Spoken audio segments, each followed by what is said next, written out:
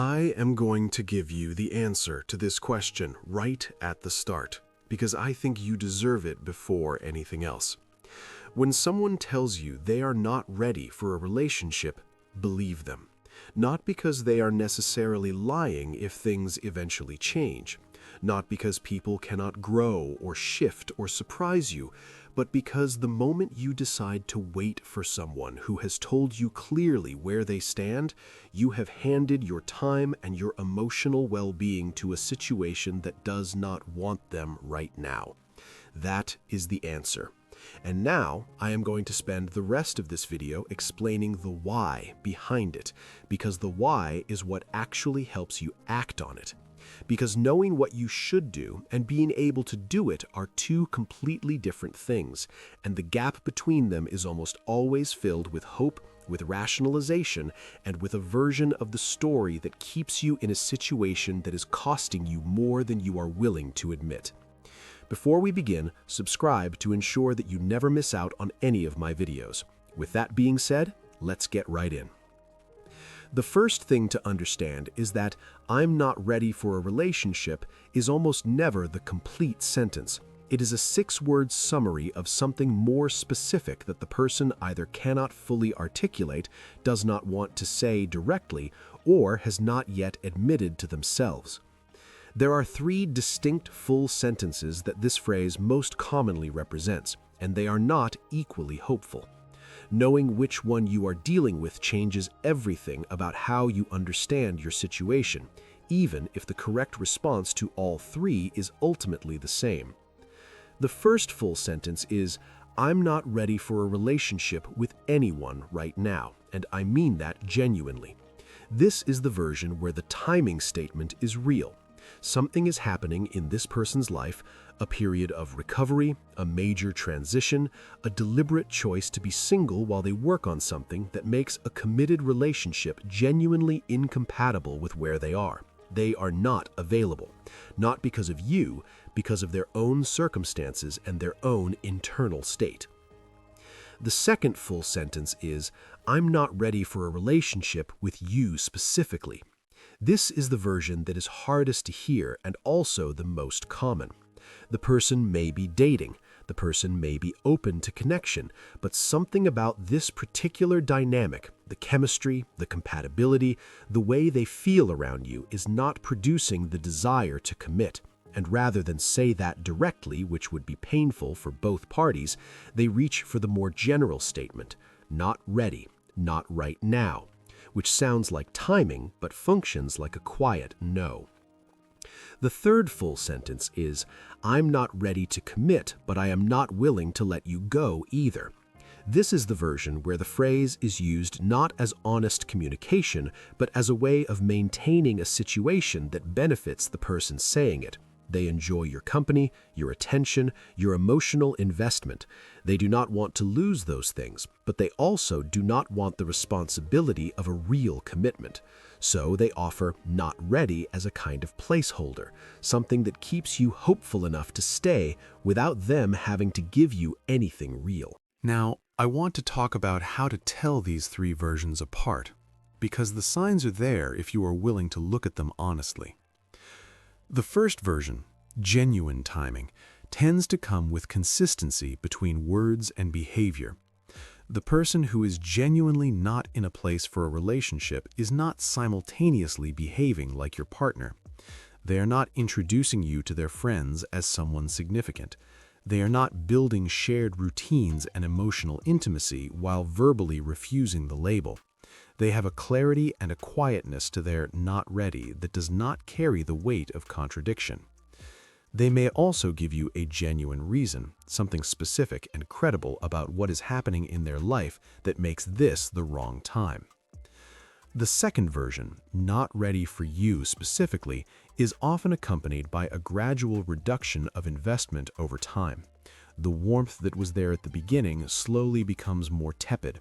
The enthusiasm for seeing you decreases. The connection never quite deepens beyond a certain level, no matter how much time passes. And crucially, when you imagine this person meeting someone they were truly excited about, you can already feel, somewhere honest in yourself, that they would be ready for that person. That readiness in this version is not about timing, it is about fit. The third version, not willing to commit but not willing to let go, is the most recognizable once you know what to look for. This person says they are not ready but acts in ways that directly contradict that statement. They want your time and emotional intimacy. They want your exclusivity, even if they have not offered theirs. They become noticeably more engaged when you seem less available or less invested. The not ready only gets revisited when you push for clarity, and even then, it is followed by just enough warmth to keep you from leaving. This is not a person who doesn't know what they want. This is a person who wants the benefits of a relationship without its responsibilities, and who has found that not ready is an effective way of maintaining that. Now let me address the hope, because I know it is there, and I know it has a very specific set of arguments. The hope says, but people change. People do become ready. Maybe if I am patient, if I am consistent, if I show them what this could be, they will arrive at the same place I am. Maybe I am the person who could make them ready. And I want to honor that hope because it comes from a real and genuine place. People do change. Timing does matter. Some of the best relationships that exist began in circumstances that were not ideal. I am not going to tell you that waiting is never justified. But here is what I am going to tell you.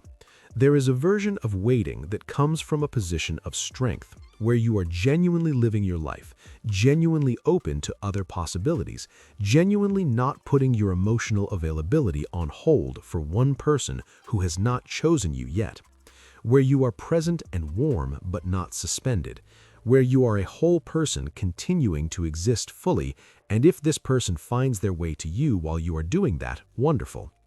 And there is a version of waiting that is not that at all. It is a version where you have quietly taken yourself off the market, where you are emotionally unavailable to anyone new because this one person still occupies all the space, where you are measuring your weeks by whether they reached out, where your self-worth has become entangled with whether they eventually decide you are worth being ready for, where you have given the future version of this relationship more investment than the actual current version deserves. That second version is not waiting, it's limbo, and limbo is not romantic. It's expensive. It costs you time that belongs to you. It costs you the openness that might have led you to someone who is actually available. And it costs you something harder to name, the quiet erosion of your own sense of worth that happens when you continue to invest in something that keeps returning less than what you put in. There is a specific situation I want to address directly because it comes up constantly and it is one of the most confusing dynamics in modern dating. It is the situation where someone says they are not ready for a relationship and then continues to pursue you. They are not ready, but they are also texting you every day. They are not ready, but they get jealous when you mention other people. They are not ready, but they want to spend weekends together, want to meet your friends, want the emotional intimacy and the physical closeness and the connection that a relationship provides, just not, apparently, the label, not the commitment, not the clarity. This dynamic has a name in psychology. It is called having a relationship without the accountability of one.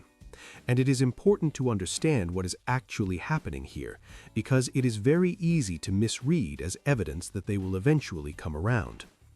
What is actually happening is that this person has discovered that they can receive everything a relationship offers, intimacy, attention, emotional support, companionship, without taking on any of the things that make a relationship a commitment, without being held accountable to exclusivity, without having to prioritize you when something more convenient appears, without the vulnerability of truly choosing someone and being chosen.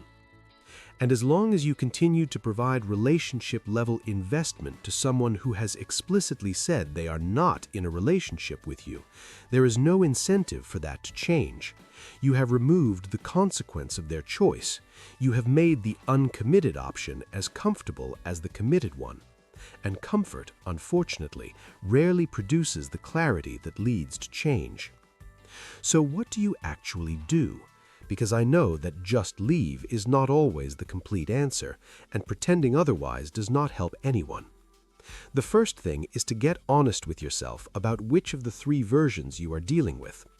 This requires a level of honesty that is genuinely uncomfortable, because it means looking at the pattern of behavior rather than the most hopeful interpretation of it, not what they said in the best moment, what they have consistently done over time.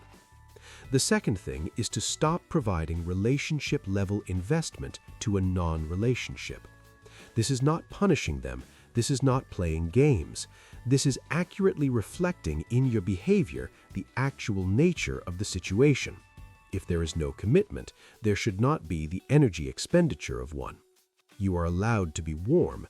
You are allowed to enjoy their company, but the emotional center of your life should not be organized around someone who has declined to make you the emotional center of theirs.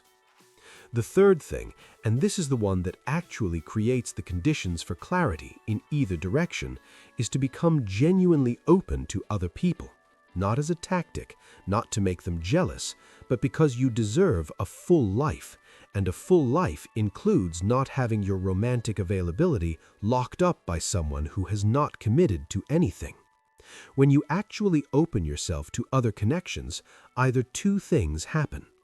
Either this person realizes that the prospect of losing you is a different kind of uncomfortable than the prospect of committing to you, and that realization sometimes produces genuine readiness, or you discover that there are people in the world who are available, interested, and not asking you to wait for anything. And that discovery is always, in the end, a gift. There is one last thing I want to say, and it is the most important thing in this entire video.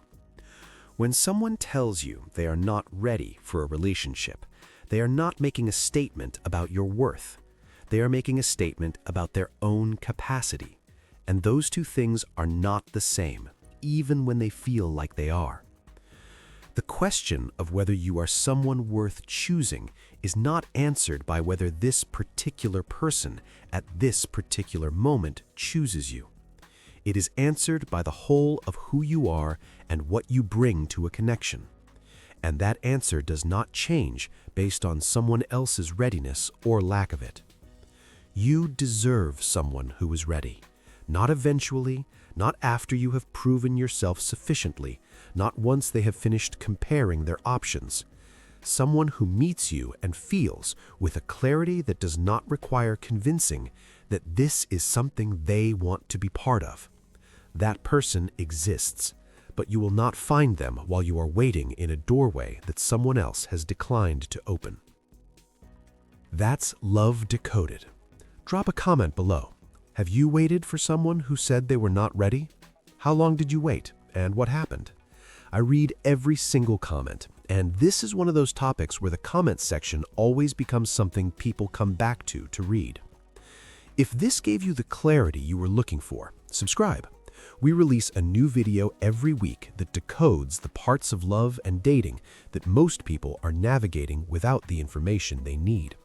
Share this with someone who has been waiting too long.